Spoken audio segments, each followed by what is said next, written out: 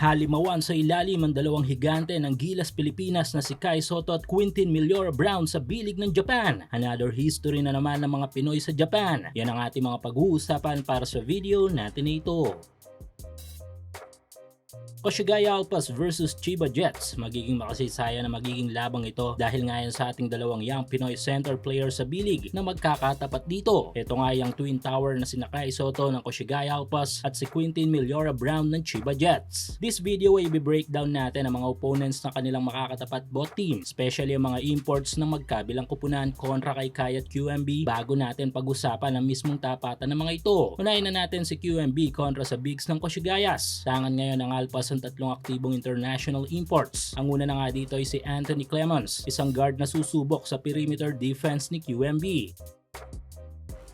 Sunod ay ang 6'9" forward, former NBA player na si Sekou Doumbouya, isa sa may tuturing na offensive machine ng Alpas. Pagbibigay ng malaking challenge si Doumbouya sa inside defense ni QMB since more on atake sa ilalim ang laro nito. At ang huli ay ang New Zealand national team player na si Jordan Ngatay. May tuturing na rematch ito ni QMB dito kay Ngatay since nagkaharap na nga ang dalawa sa last World Cup qualifiers. Malaking banta naman si Ngatay sa depensa ni QMB sa loob man o sa labas ng paint.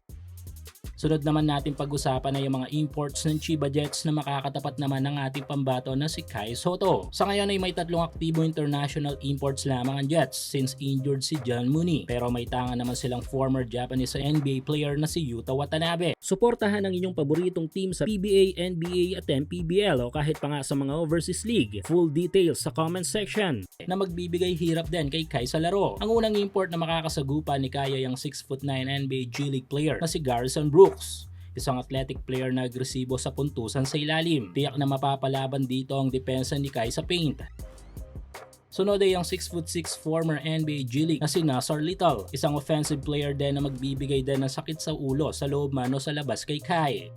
At ang huli ay ang another offensive bigs ng Jets, ang 6'9" NBA G League champion at former NBL Australia player na si DJ Hogg. In and out ay kayang pumuntos nito, pero ang mas malaking hamon dito kay Kai ay ang tangan nitong rebounding skills sa paint.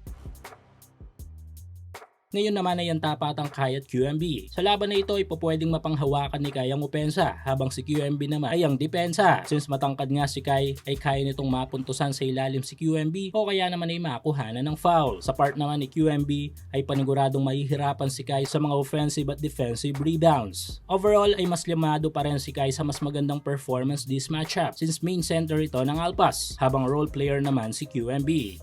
Pero overall din ay asahan natin ang dikdikang matchup sa laban na ito.